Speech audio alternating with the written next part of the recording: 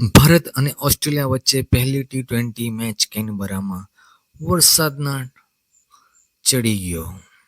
ભારત અને ઓસ્ટ્રેલિયા વચ્ચે પહેલી ટી-20 મેચ કેનબરામાં જે રમવાની હતી, ત્યાં ગુજરાતમાં જે વરસાદ પડે છે તે ઓસ્ટ્રેલિયામાં ગતો રહ્યો. મેચ રદ કરવી પડી. પણ એક શોકિંગ ન્યૂઝ એ પણ સાંભળવા મળ્યા. જ્યારે ટીમ જાહેર થઈ ત્યારે હર્ષદીપ ટીમમાં ન હતો. હર્ષિત રાણાની તેની જગ્યાએ રમતો હતો.